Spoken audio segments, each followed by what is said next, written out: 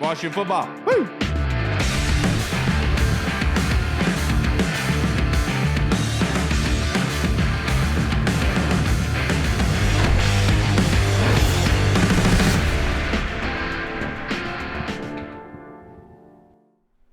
Hello, everybody, and welcome to the Burgundy Zone. I am your host, Kyle. I am not going to be joined by my co-hosts this evening. They are both busy doing Father's Day things, which, that being said, happy Father's Day to all you guys out there watching, because we know it's purely just fathers watching this show. But the title of tonight's episode is Summer Synopsis, and we thought we'd bring in good friend of this show that we haven't had for some time, and for good reason, but very, very excited and happy to have him back here, Mr. Zach Selby, which was actually like one of our first guests that we ever had on this show. What's up, Zach? How you doing, man? What's going on? Yeah. Well, you just missed my co-host, Juliet, our cat. She made a brief appearance, but I guess she decided she had more important things to do, like take care of the house because she so often does. But yeah, it's been pretty busy, which is one of the reasons why I haven't been able to be on. But when you're 12-5 and go to an NFC Championship, and then you've got a busy off season with a couple of trades here and there, it's kind of hard to spread your time out evenly to all the people who you want to spend time with. But we're here. We're unfortunately your co-host could not be here, but I think they have a pretty good excuse for Yeah. And yeah. you can see my mug here that I That's amazing. support your co-host there, of course, I love Selby. that. But before we get into what has happened this summer, just because you have a very unique position and what you have is the former ownership, the former team, how this transition has come about. So for you, how crazy of a turnaround and experience was that for you? Whereas they draft Jaden Daniels, whatever happened before, but then going to the NFC Championship game in one season with that quarterback. You know, I just minutes before the kickoff against the Eagles in the championship game, I told myself to look around, like just really, really look around, because if you would have told me a year prior that we would have been in the championship, I would have said, well, what happened? Like, what was the what exactly went down for us to be so successful? But like, it's the success has just been, I mean, 9 day is so cliche, but it really is. Yeah. Like the atmosphere in there is completely different. DQ has been a phenomenal team and culture builder. A lot of the credit obviously goes to Josh Harris and the effort he's done to really invest and try to get this franchise back to being what it was in the 80s, 70s, and 90s, just being a powerhouse in the league. And then Adam Peters, of course, bringing in the kind of guys who, they may not always be like the top names that you know off the top of your head, but they are good football players and good guys who know how to do their job, and that can carry so much weight into an NFL franchise because they also know the requirements it takes to be good. I mean, look at what Deebo Samuel's done. He's been in the league for a while. Every year he's been in the league, the 49ers have been very successful and been on the cusp of a Super Bowl. Same thing, I mean, Larry Tunsil was one of the best at his profession in his position. He's just that good. I mean, and Jaden has already proven himself to be one of the top quarterbacks in the conference, at least, arguably probably the league. Right. So I mean, just the effort that these three people have done to turn this franchise into a quality group that is getting some top grades according to the NFLPA, it's it's pretty crazy to watch. And the work's not done either. They've still got a lot going on there. The construction is happening around the building. It's um it's crazy to think like what it's gonna look like.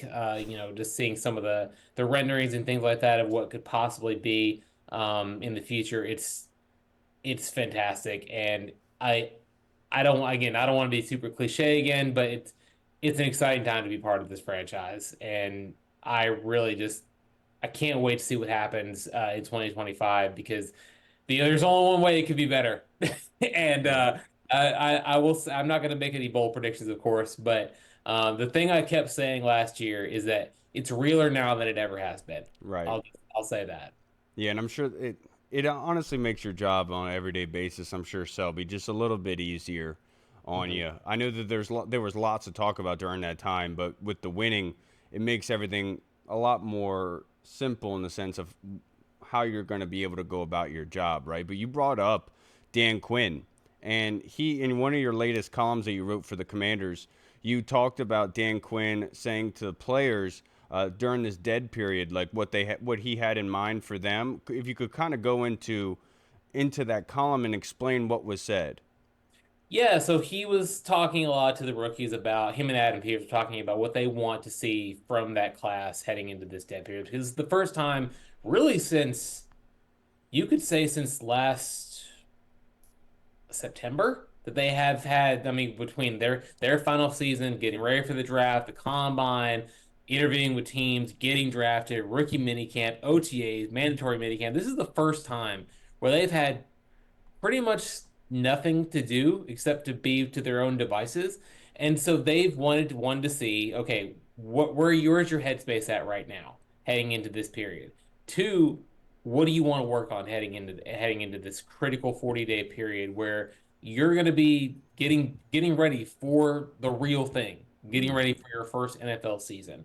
And what he said, and this is one of the things that I love about Adam Peters and Dan Quinn about why they just picked the right guys is a lot of them already had plans for what they were going to do. He didn't go into specifics, but I mean, you can, based on how they've been talked about, you can probably make your own assumptions. And I would imagine they were all really good plans. And just knowing the guys that AP and DQ bring in, they're team first, competitive guys who always want to get better. And I think not knowing anything about any of these rookies' plans or what they're or who said them, I would probably guess that they are going to get better because they find the right guys to bring in this culture. So yeah, I think that's basically what it is. And I like a lot of these older players, they kind of know what they're going to be getting into right now, but the rookies don't. It's kind of weird because thinking just doing absolutely nothing, you're not ready for something quite like that, especially when you're in a profession where everything is going all the time.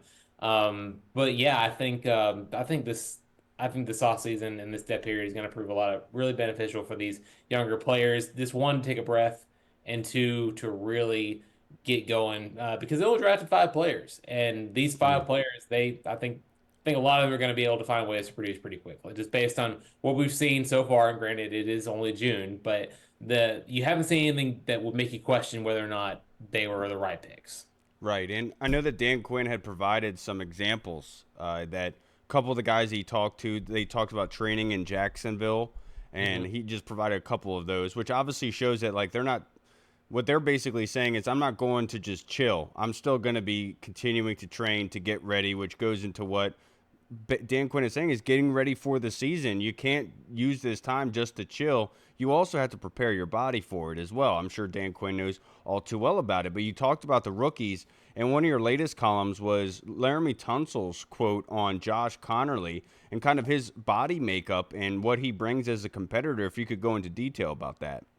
Yeah, and he had a lot of really good things to say about Josh Connerly. And I mean, if it were me, if I was Josh, I'd feel incredibly humbled because Mm, this is as if it would be I don't even know what my the best sports writer to ever live, I guess it would be like a Shirley Povich comes down right. from on high after sadly passed away a few years ago and just be like, you're doing great, Zach, and he just comes back up into heaven, like that's exactly like what it would be like for me. And I think that's really cool to hear what Laramie had to say about him, and to hear him compliment like his athletic skills, his intelligence, his smarts, like that's that's that's not nothing to use a double negative there. And Mm, I was talking to Bobby Johnson, their offensive line coach, during the assistant coach availability. I think it was a few days before mandatory minicamp, and he said that was one of the things he was most excited about was to get Laramie and Josh in the same room so Josh could learn from a guy like that.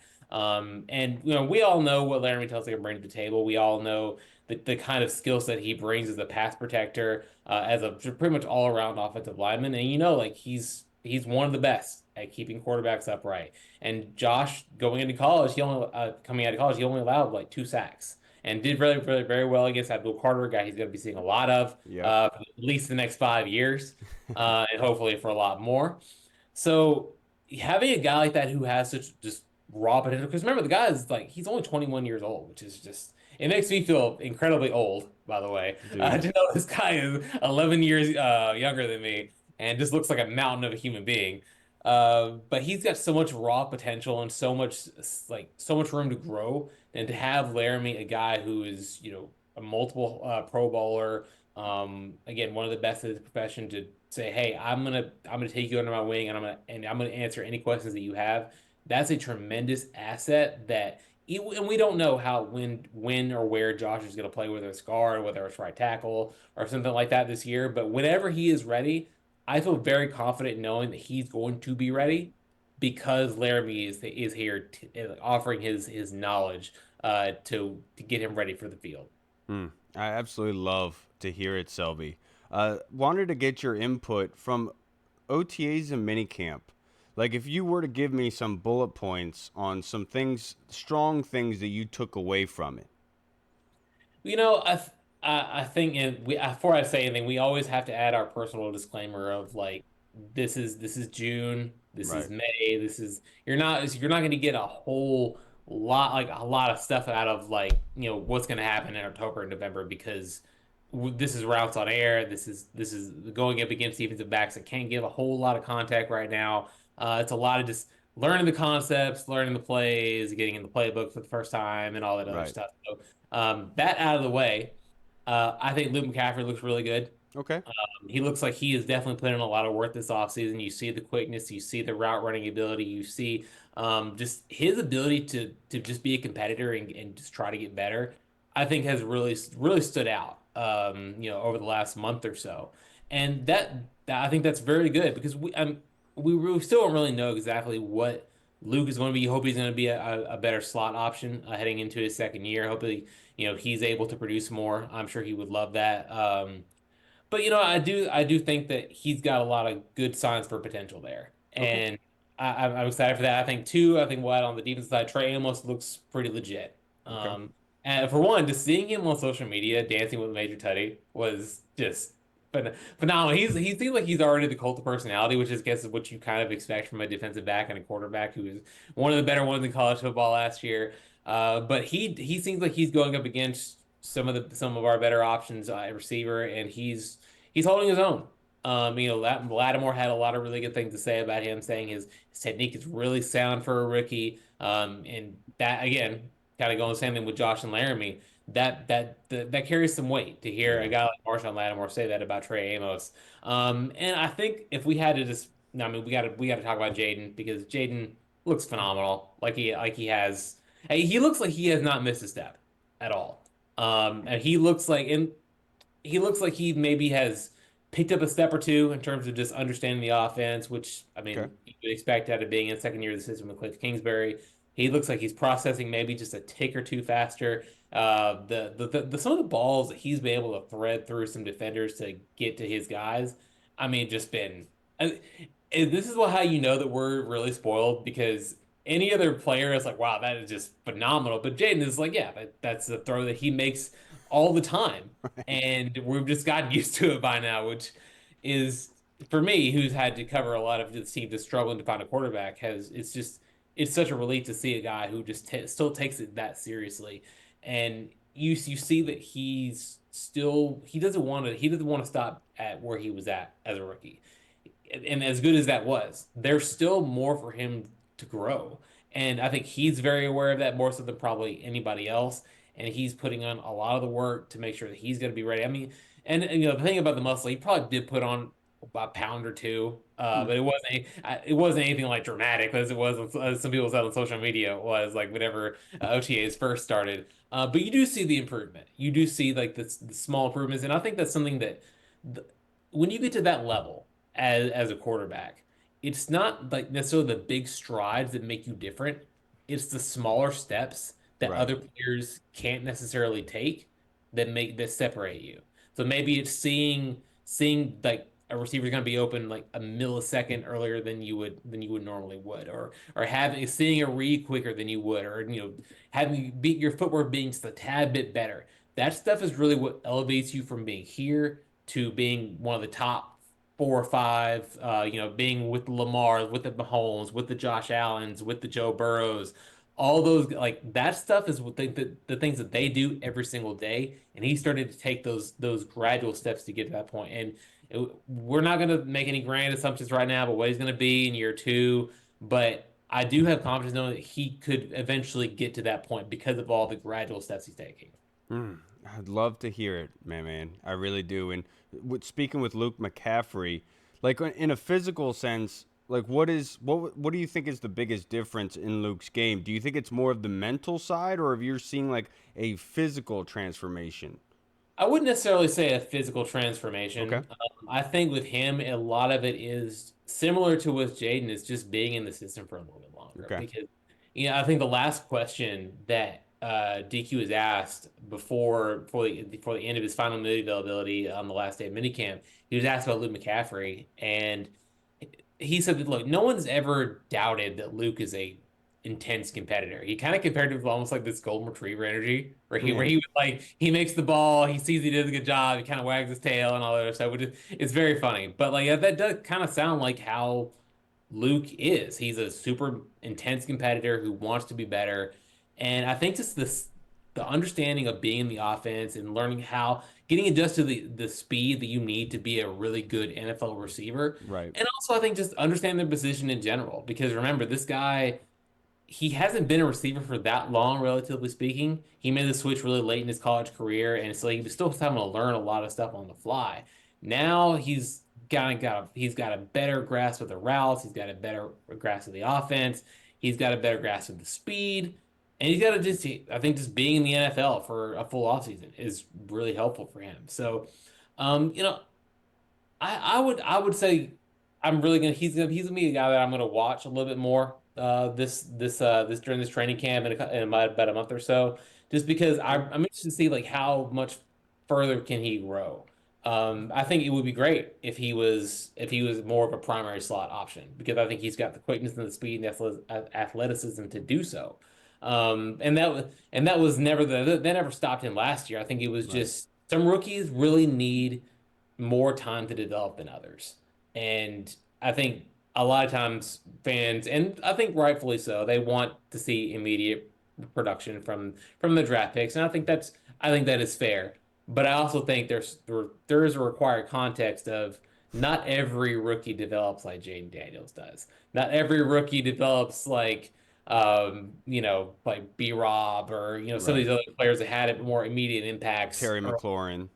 Yeah, exactly. Like no, like it would be great if Luke set the world on fire like Terry did. Yeah, of course, but that's just not the reality. People take a couple of years, most of the time, to develop, and I think it does require a little patience that is not necessarily in the league right now, because it's a results driven business. But I do think that is a reality, and I think he's done enough now to give you confidence that he's going to be able to produce a little bit more.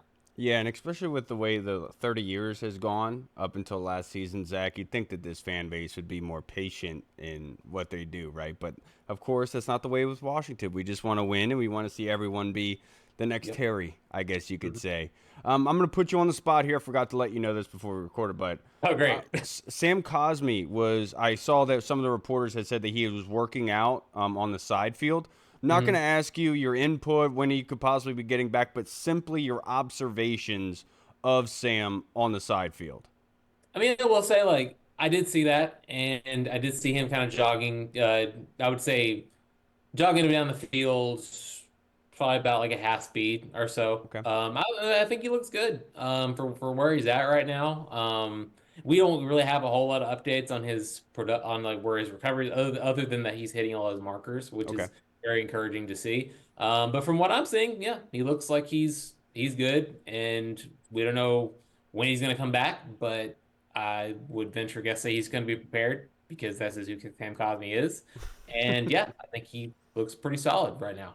Yeah, absolutely. I really hope that he takes it as a precautionary kind of way of coming back, but also having an emphasis on it. You don't want him to do a Junior Gillette type of situation to develop, right? Where he injured his Achilles, worked really hard to come back, and then blew the other one. Just take not melancholy, but just don't overdo it, right? And so Well, Sam, all the additions they made on the offensive line, I mean, I wouldn't assuming whenever he does come back, but it does give them some time because they have Brandon Coleman who's right? played guard, they have Andrew Wiley who's primarily a tackle here, but he also has experience playing guard. Nick Allegretti's played guard, Chris Paul's played guard, and Josh Connolly apparently, according to AP, can play guard and tackle. So that gives you plenty of options to find somebody to play right guard before Sam gets back.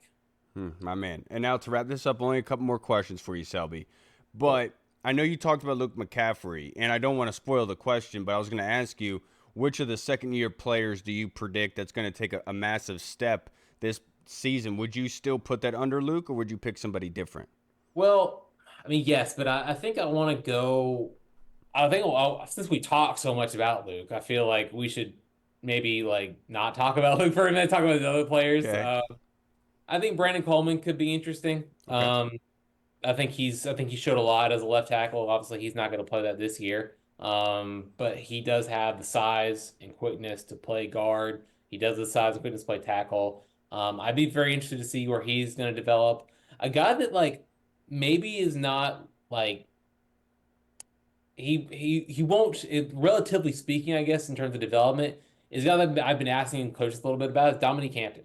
Okay. Because he played safety in college, was I think the most utilized player in Washington college history, Washington University history, Yeah. and it goes over to play linebacker and doesn't really play that much outside of a few snaps on special teams as a rookie. So I was asking Ken Norton about him, and he said he's really come on. He's really Okay. like got a better grasp of the position, knows all the calls now, knows what he needs to do.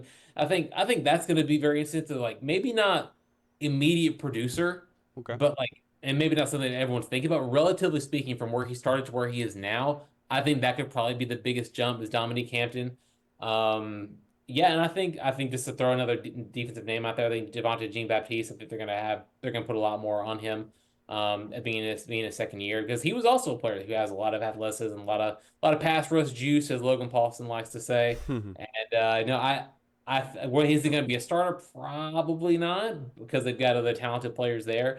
But I think he can. Could he come in and add maybe 3 or 4 sacks and put some more pressure on the quarterback? Yeah, I think so. And I think at that point for this defense, having a player who can go from where Javonte was at to getting 4 or 5 sacks, that's a pretty significant jump for me. My man. And my next one for you. This is not a professional question. I'm asking you personally, as you as a person, and how you view things. My Cool. stepfather-in-law said to me today, he's like, I keep hearing that TJ Watt's going to go to the Commanders, and like the first thing I said to him was, you have to be careful of these aggregate accounts. Like they just like literally put things out there just to do it. And I explained like how the Terry McLaurin to all these different other teams that you see on these being reported that they could trade Yeah. for him and all this other stuff. Do you think that is because they don't really have the draft capital to execute for a player like TJ Watt, in my personal opinion? What do you feel about that? I mean, I think I've heard somewhere that they have like 5 picks in 2026, which is with the same number they had this year. And I think the way I've always been, you know, I've always taken AP's word that he values draft picks very seriously. Yeah, Because that's the way the 49ers have built the roster that they have, and that's the way that good teams build right. their rosters through the draft. And now, granted, like you can have 12 picks and miss on all of them, so you guys still have to draft the right guy. But you want as many bites on the apple as you can get.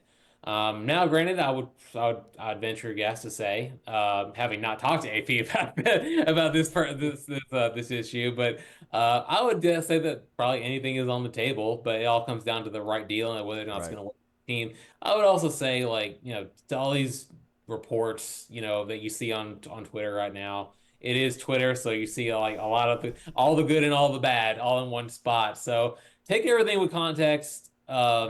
Don't take anything too seriously unless like you verify your sources and do your own version of good journalism and find out who's saying these things or whether or not it's just some aggregate account. I don't even want to shout one of them out just to give them clout. But no, I think because you're gonna see a lot of things this during this dead period, and not just about the Commanders. I'm just saying as like around the leagues like generally because we're not going to have anything to talk about. And some people just want to create attention and bend and put something out there into the universe and see what happens. So you know what? Here's something too. unless I tweet about it, which I'm not allowed to tweet out anything like that until the team tells me that I'm allowed to do it. Then you can trust me. My man, absolutely love it. My last one for you, real quick, because I gotta let you get out of here. Revo got his extension all the way Yeah. through 2026, and you kind of had the quote in your headline for your article saying that the ultimate commander, Yeah. and I think it speaks a lot to who Jeremy is, and obviously, you to make a name with the new coaching staff from the previous regime, it says a lot about Jeremy. Just how much do they love that young man? Yeah, no, I mean, if you think about it, Jeremy's been through so much. I mean, Yeah, he's been through the coaching changes of Jay Gruden, Ron, and DQ. He's had multiple GM changes. He's had multiple name changes. He's been through it. He's ever since joining this team in 2018. He has been through it all. And no matter who he's coached, who he's played for, no matter what coaches are there, he has always found ways to impress them and always found ways to stick around. And I mean, if you don't feel inspired by that, then I mean, I don't know what to tell you because he had a dream and didn't want to give up on it. And now he calls this place home and he loves this place. And he's been consistently, especially over the last couple of years, ever since 2022 when he earned that first initial spot on the 53-man roster, he has just continued to earn his keep. And I think that it just makes you so happy for a guy who's worked really, really hard in his career to get what he wants and not giving up on it because it has to be because we all know how hard it is to make it in the NFL. yep, We're talking about the 1% of the 1% of the 1%. Like it's the most elite athletes at your sport, and to be released, put on the practice squad, signed to the active roster, put on the practice squad, released, and just go through that process over and over again. I mean, if a lot of people would have quit. I would imagine, but he didn't, and now he's one of the best special teams aces in the league, and his teammates love him. He's been a captain on this team. He's just a great dude, just a genuinely great guy. And I mean, I haven't spoken with him too much, but we do recognize each other. We're on speaking terms a little bit. He's just a great person to just chat it up with, and I couldn't be happier for him. I think that's a sentiment that a lot of people share, and I'm not sure when he'll be gone. Hopefully it's never. Hopefully he retires a commander because I think he's been one of my favorite players to cover for sure. Just because of the player he is, because the person he is. And I think he's won the hearts of this fan base. There's no doubt about that. absolutely. And I can personally speak to that when the accusation came out from that random account on him over the last year. And I kind of tweeted about it, and he reached out to me and was like, "Dude, there's no way." And I was like, I felt bad for even giving it a thought, and I said, I'm sorry that I like even gave it a benefit, didn't give you the benefit of the doubt, right? But just it speaks to Jeremy and just somebody as small as me just reaching out to say, look, man, everything's good, everything's chill. And just I think it speaks a lot to who Jeremy is, and obviously his reputation precedes him. Selby, I He's good can't. people. He's good Very good people. person. I can't thank you enough for joining me on this Sunday, this Father's Day Sunday, Selby, and giving me some extra time here. I know we went over a little bit longer than we were supposed to, but Yeah. before Well, you get out of here, it's like to plug your social media handle, brother. yeah, man. Yeah, anyone who wants to find out about the Commanders or check out some baking things and occasionally check out pictures of my cats and my dog, you can go to Zach Selby WC. And yeah, and there's not gonna be a whole lot to talk about right now during this 30-day, 40-day period. I'll probably have to reignite some baking tweets here and There there you go. to get me through the period. But I can tell you right now, I can't wait for this season. It's going to be so cool with Spain on the way, with all the primetime games and Christmas game. It's it's going to be fun. And look, like I was saying earlier, just really soak in the moment because this is what a lot of fans really wanted. To be this well known, to have this much attention on us, to have the spotlight put on this franchise in a way that it hasn't in, gosh, 30 years.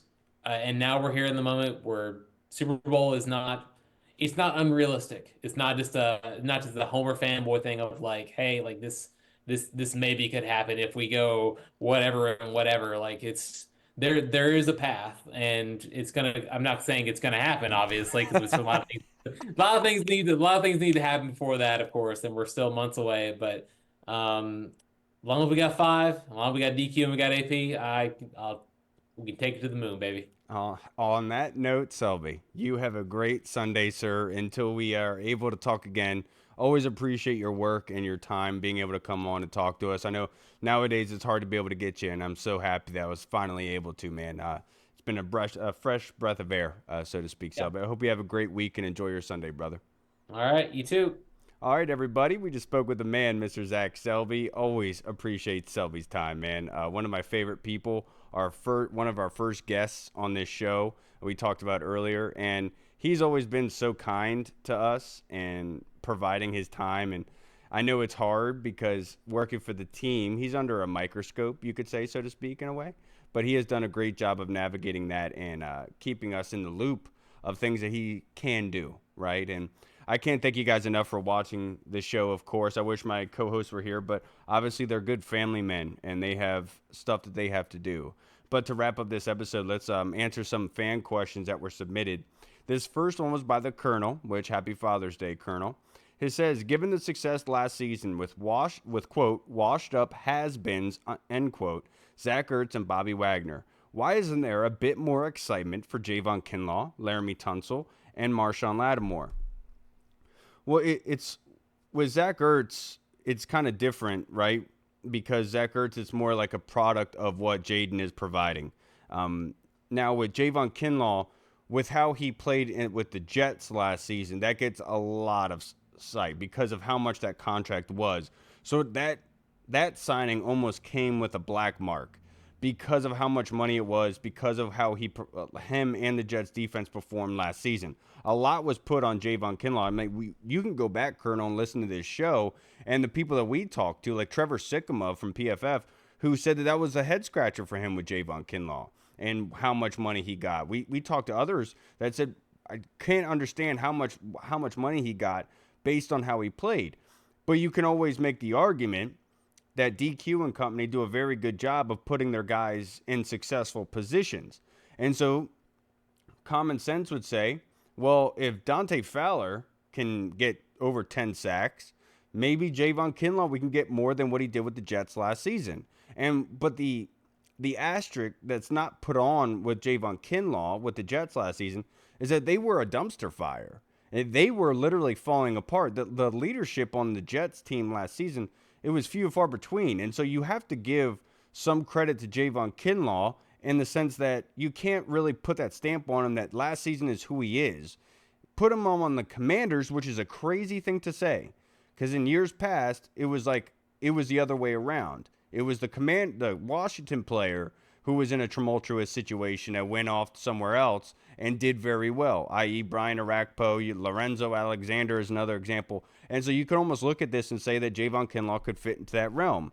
And so I think for Javon Kinlaw in particular, it's because of the immediate reaction that has somewhat stuck for some reason. Now, with Laramie Tunsil, I think there is a lot of excitement about Laramie Tunsil. Obviously, people are going to point to the holding calls and flags and everything like that. Look, Trent Williams had his own issues with flags, and nobody was batting an eye or caring about it in Washington because he was one of the most premier, best left tackles in the NFL. You could make the same argument for Laramie Tunsil. And as much as it's getting passed by the wayside, I think a lot of it is due to the fact of what this team has become.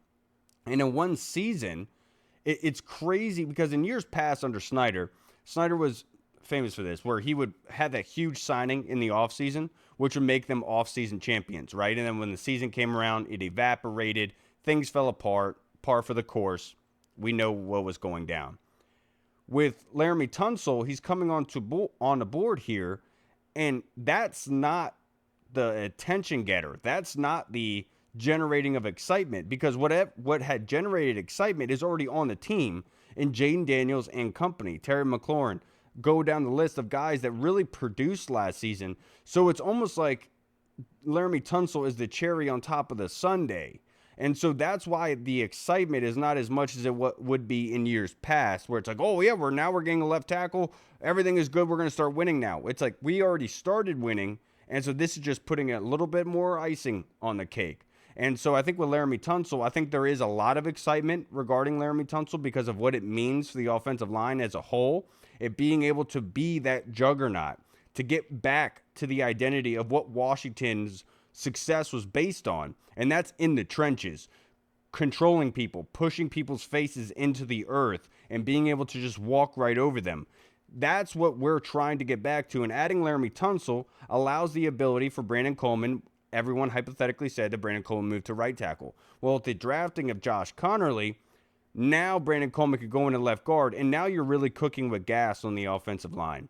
And so with Laramie Tunsil, I think the excitement is there, but offensive linemen in particular don't get a lot of excitement. Like, we obviously, Washington, were different because we have been blessed with great left tackles over our fandom career.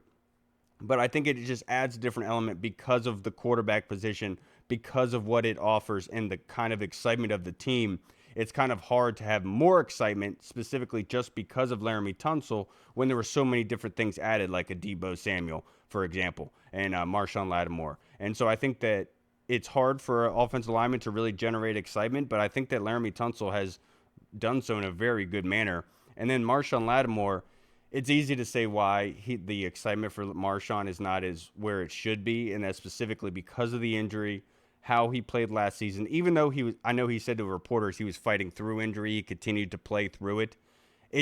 You're always going to have that thought in the back of your mind of how it looked and what went wrong, and you're always going to go back to that A.J. Brown matchup and what transpired there and getting into his head with Marshawn Lattimore. And so I think that's why the excitement is not there for Marshawn. But in Marshawn's defense, that's a damn good place to start because expectations are not through the roof for you, which we kind of know with Washington's history of getting guys in the offseason having high expectations. They fall short, where Marshawn is coming into this season with basically a bare cupboard of expectations to say, here you go, man. For the first time, since you've been a baller in the NFL, you can start from scratch. You can really show what you're about, because I think that's where the fan base is at the moment in viewing Marshawn Lattimore. It's, okay, prove it. And it doesn't matter. Anything he does well is going to be excited and embraced. It's going to be like, oh, okay, now we got Marshawn. Last year was just a blip. That was the exception. And I think Marshawn is poised for a big year, especially with the secondary members we have around him at the moment. They did a good job of getting a guy like Trey Amos, going to get Jonathan Jones, having Mikey Sanders still in the building, and Quan Martin in the back end there. And not to mention Bobby Wagner in the center kind of dictating and being the quarterback of the defense. Marshawn's in a very good place to really prove to this fan base why Adam Peters traded for him and why they gave up those assets for him. Because you heard Selby say how much Adam Peters covets those draft picks. Well, he gave some way to go get this guy, and it's up to Marshawn to kind of prove to everybody why Adam Peters did that. No pressure at all on the young man, of course. Now, the next question is from the Colonel. Any insight into the Noah Brown injury and subsequent possibilities for Luke McCaffrey, who's apparently been showing out at the end of OTAs? Yeah, I know I've seen people tweeting about this, that there's no leaks about Noah Brown, and which is part of the course for Adam Peters and Dan Quinn. Things have been very tight around Washington. You cannot get much info out of them right now, which is the way they were always supposed to frickin' be. Okay, I think nobody is complaining about that except for those that possibly benefited from it in years past. With Noah Brown's injury, the one thing that I would advise everybody is to be patient, because I would imagine that Dan Quinn and company are kind of viewing this as to say, we have a 6-week hiatus until training camp starts. There's no reason to have to say anything. Let's just be patient with it. Let's see what happens with Noah. And when we'll get that update is possibly at the start of training camp to say, is Noah Brown going to be practicing or not? And that's when you'll kind of know. And so I don't know about the injury. They've been very tight about it. You don't know if it's aggravated, the same injury he had last season, if it's something different, if it's more severe, if it's less. We don't know. All I'll say is let's wait till training camp, and we'll see if Noah Brown is practicing or not. And that's the best case, being able to see how he's going to perform. With Luke McCaffrey, I've said this all offseason, Luke, Ben Sinnott, those guys, they got to earn their reps. And Minicamp is a perfect situation for guys like that. And you've seen them perform well. You've seen them garner that kind of attention, not only from the coaching staff, but also from the fan base to say, this is your time to kind of prove that you deserve more reps, that you deserve that playing time. And this is where the comfortability with the quarterback comes into play. And so Luke McCaffrey obviously has not shine away from this opportunity. He has embraced it, he has accepted it, and has worked very hard to be able to make a point. But that being said, we all have played, if you've played football, you've played with guys that have done very well in camp. And then when it comes against other competition, they kind of fall off. With Luke, it's got to be a continuous thing. It's got to be a progressive thing. Continue to build, continue to build. And I think Ben Sinnott, Luke McCaffrey, and others are really going to benefit from this quarterback. You have a very good opportunity to be able to mend a relationship, to be able to be very close with that quarterback. So when that time comes, you are able to hit the ground running and make something of nothing, so to speak. And so I think that Luke has done a very good job of taking his opportunity and doing as much as he could with it in the small amount of time that he did have. Now, last question from the Colonel. As a Father's Day present, which borderline veteran, undrafted free agent like KJ Osborne, would you like to see make the 53-man roster? Yeah, KJ Osborne is somebody who could benefit from the absence of Noah Brown if he's not able to play in training camp and not able to practice. KJ Osborne is a vet who, when is given the opportunity, does produce for you. He could be the kind of Josh Morgan-esque type of wide receiver where you just give him the ability to catch a football, he's going to do it for you. I would love to be able to see him make the 53-man roster, of course. I think there's other guys that deserve that opportunity. I think like a Ja'Cory Brooks from Louisville is somebody that deserves it, of course. And we got to talk about the second-year guys, and in the sense, like, you got to look at our wide receivers and to say, you have a very good opportunity here to blow out, to do something well with it. And I know everyone is clamoring for us to get superstar wide receivers, and it's hard to be able to get those guys through the draft. And my point being is that quarterbacks typically make wide receivers. Everyone and their mother was saying Terry McLaurin is not an elite wide receiver.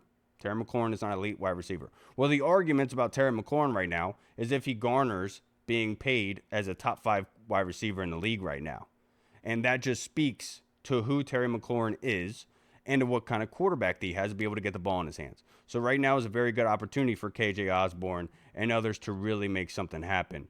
I'm really excited to see what Goldman provides, because obviously in OTAs and minicamp, not much contact going on. You can't really see what's going on in the linemen, right? I think Nate Herbig is another guy you got to take into consideration here on the offensive line playing guard. He has the mass, the weight, the strength, the size to be able to play inside, and that's somebody, if Sam Cosmi is not able to start the season, would love to be able to see brought on here and be able to add another element of that toughness, that being able to punch guys and throw guys face into the earth and be able to have that identity of an offensive line. It's going to be pivotal for Washington going forward.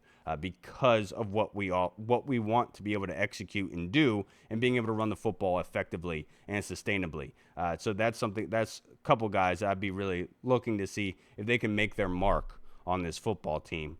Because if they're at their best, this team could be very dangerous, and we're very, very excited to be able to see them do that. Now, the next question that was submitted, it was from Instagram, our boy James Bonato, my hero. Thank you, James. If we're going to make a concerted effort to stop the run this year, it has been suggested that we might play a 3-linebacker set more often than the 2-linebacker defense. If so, what situations will we be using this, and who would be the personnel? If that is a prudent decision, why did we not use it last year? Or did we? So that's a good question. Well, in what situation? So Joe Witt talked about the 12 personnel, right? 1 linebacker, 2 tight ends. And so that's the kind of heavier, stockier defense, where it's kind of that more run first kind of thing. Like if you think back last season to what we did against Cleveland with Myles Garrett, we deployed a lot of those tight ends to help chip on those defensive ends to be able to run the ball effectively as well, because the offensive line would have struggled without it, right? Instead of going that empty kind of set. Last season, we did implement it in a way, but it was more so with Jeremy Chinn coming down inside the box. So it wasn't really like a 3-linebacker set last season. It was more so of using Jeremy Chinn's size as a hybrid type of way to be able to counteract that. I think later on in the season, they started implementing more of using the 5-down linemen, using the bigger guys outside. You saw them use that and being able to try to stifle the run going up the middle. This season, obviously, Jordan McGee could reap the benefits of that 3 linebacker set. I know that Joe Witt talked that they had that formation dialed up, but unfortunately the injury kind of derailed that, which led into Jeremy Chin being more so that kind of linebacker type-ish safety coming down in relief to help in the middle of the field. So I'll say Jordan McGee will benefit. I think Dom Hampton, being said from Zach Selby and how much Joe Witt really liked him, speaks a lot to what could possibly come down the pipeline. Him being a former safety in college, now transitioning to linebacker. Maybe that's someone that's also able to benefit if he does produce in a big way on special teams like Tyler Owens did last season. Maybe he's someone who does get the nod and being able to get some playing time on the field and help out in the run game. It's something that they are very invested in, but this is one of the reasons, James, that they went about the offseason on the defensive line that they did. Instead of going that thinner type of D end, right, like we had with Dante Fowler, they went down the route of the Dietrich Wises, right, the Jacob Martins of the world, Eddie Golden and Javon Kinlaw, to add mass, to add size and strength. That way, they can deploy that kind of thicker defensive line, almost like a wall, to help Bobby Wagner, Frankie Louvu to stay clean more. That way the offensive line is not having easier block getting to the second level. Those bigger guys, that strength is able to hold those guys there to allow our linebackers to come up and make a play on the ball. And so I think that they have structured the offseason in order to help the linebackers, and that's something that could really pay dividends for this defense. The only concern is it too much of gearing towards stopping the run to the point where now the pass defense becomes a liability, and that's when you draw back to the corners and what they drafted, what they added, right, to say that area could benefit with adding that secondary and it being able to suffocate people and to say, okay, well, we can't run the ball effectively as we thought we would. Let's go to the pass game. Well, their corners are also stout and being able to lock things up. What do we do now? And you want to create that question. You want to create that confusion, that knee-jerk reaction from an offense to be able to do something they aren't comfortable with doing. So I think that they've structured things very well. And I think that Jordan McGee, Dom Hampton, and honestly, Bobby Wagner, Frankie Louvu are absolutely going to benefit from the pieces that were added this offseason. Now, the question that we have in the Discord is from our boy, Tim Towner. Thank you, Tim. I appreciate you, sir. After a splendid inaugural season, the focus since the championship game has been to raise the floor, which I mean to take to mean improving our depth. That said, they took out, quote, they took out the trash, during, end quote, during free agency. But to finish clearing house, who else is going to go? Oh, that's a tough question, Tim. It's a negative type of question that I don't like to dive deep into because I don't want to see guys' jobs taken away. Like, it's not something that I'm going to advocate for. I think guys like Percy, for example, was one that could possibly be on that realm. We obviously saw that with Da'Ami Brown, and as much I don't want to call Da'Ami Brown trash, but just from the previous regime, right? And he did play very well for us, but I think it was very evident in what was offered to him from Jacksonville in contrast to what could have happened here. Says a lot. They went down the rookie route in that realm. So I would have to say personally, it's hard to really dive deep into say this guy, because they just re-signed Jeremy, which kind of says like it's not like they are very much invested in ripping out the old just to do it. Like they are very much invested in just keeping true Commanders here, and who embodies that, Terry McLaurin, for example, is one. I know everyone and their mother is going to talk about Brian Robinson. I think it's way too early. I think Brian Robinson provides a lot for this offense. But if I'm going to pick anybody, unfortunately, I'm going to say Percy. And it sucks because I want Percy to be successful. If Percy is successful, this makes his defense so much more better. And that's all you want at the end of the day. And this next question from Deluxe, this is a fantastic one. If you could pick one player to switch sides of the ball, who would it be and why? That's a great one. Fantastic question. I would first say that I would love to see Noah Brown, pre-injury, play safety. I personally like taller, bigger safeties, the Kyle Hamilton type of guys. The easy one's going to be Mikey Samerstill because of his background at wide receiver, right? But I think Mikey has done such a great job with what he's doing. Don't want to disrupt that whatsoever. The other one I would like to say is like maybe like a Javon Kinlaw, being like a fullback type, or a Josh Connerly. Because when I played football, our defensive line coach, Coach Belcher, who played at Maryland, said that the defensive linemen are the best athletes on the field because they are asked to go against offensive linemen. They're asked to put on this weight, but they're also asked to be able to go after the quarterback, to go after running backs. And nobody else is asked to do both sides of the realm to that degree. You can make an argument about tight ends, of course. But I think that Josh Connerly, just by specifically that workout video that he did, kind of hints at his athleticism at being that type of defensive lineman that could be an infiltrator, that could be able to move sideline to sideline, to have that speed, to be able to get outside. You've seen him on those pulls, on those trap plays, and how quickly he moves, how smooth he is with it. I think Josh Connerly is somebody that could easily make the transition to D-line and be somebody that is an absolute force to be reckoned with. The other one I'll put in there is Brian Robinson, and I'll say linebacker, just because that dude loves contact. And that's somebody who could play linebacker and be able to come up in that hole and be able to make contact and stop somebody. You've seen the mass, you've seen the size, and I think that linebacker would fit very well with Brian Robinson. That's a great question, Deluxe. Last question from Deluxe. The third linebacker, third safety, nickel corner appear to be much more fluid this year based on the press conferences. With those players being McGee, Hampton, Sainristil, Owens, Harris, etc., what are the pros and cons to numerous packages? Well, I'll start with the cons first. To numerous packages. The cons would be you're overloading people in the sense like you have so much going on that do you truly have a home?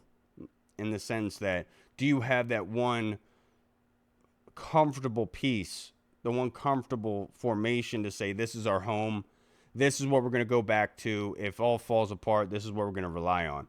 So the cons to it is that you're taking guys away from things, you're moving things around too much, putting too much on guys' plates. But that's in the pros, that's to be expected. You're supposed to have a lot on your plate. You know what I mean? The pros to it, though, are immense in the sense that every offense you're going to go on throughout the season, none of them are going to be duplicates. None of them are going to be the exact same. The pros to having multiple formations is you have the ability and you have the experience with moving these and that fluidity that you talked about. It being able to having that ace in your back pocket against every single offensive formation or game plan or scheme, right? That you could be able to feel comfortable with to say, against this formation, we know this works. We can put Mikey here. We can put Dom Hampton here. We can use McGee in these kind of heavy packages. Like if you're going against an Arthur Smith team that we all know this, that just love to run the ball down your throat, try to put as many guys off in the trenches as possible. That sort of realm where you can adjust to every single offense that you have to be able to go against, either being split out wide in the empties or being the more in the trenches, thicker mass type of offensive schemes. So the pros to it could really benefit you in the long run of an NFL season of going against different things. But that runs into the con of, do you have a home? Do you have that comfortability in a certain formation that you know is always going to be there that you could fall back on if things fall apart? Issue being is, do you have the guys in the building to be able to be receptive to it, to execute it, and they can be relied upon at the end all be all. Well, guys, that's going to wrap us up for this episode. If you've made it this far, you're a freaking champion. I appreciate you. Happy Father's Day to all you out there. I appreciate all of you who watch this and who really go back and forth and communicate and comment and support this show. I can't thank you guys enough and what you do. Because if it wasn't for you guys, this show wouldn't be possible. But I would love to hear your guys' thoughts to Selby's comments on the team, the OTAs, on Jaden Daniels, on Luke McCaffrey. Love to hear your thoughts. And if you want to answer the fan questions that I have answered here, I would love to hear what you guys have to say as well. As much as I don't always interact, I love to hear what you guys also have to say and think, of course. So we'd love to hear from you guys and how we can make the show better. Anything like less of Kyle, that's fine. Comment it. I probably agree with you, and so would Reed. So I would appreciate all of you guys, and we'll see you guys again, possibly Wednesday, most likely Sunday. But I hope you guys have a great, fantastic week. Thank you to Arch. Thank you to Tim. Thank you to James, Colonel. I appreciate all of you guys. You really do help out this show. Until Sunday next week, hope you guys have a great week. Washington football. Woo! What's up, everyone? This is Kyle from the Burgundy Zone. We are releasing our own merch to support the show. If you want to rock the Burgundy Zone logo or you want to see Reed's face on your shirt, we got it. We're starting with t-shirts, hoodies, and zip-up. So if you're a fan of the show, make sure you snag one before they are gone. Check out the link in our bio on Instagram, or you can find the link in the description of the video. Thanks again for all your support. Until next time.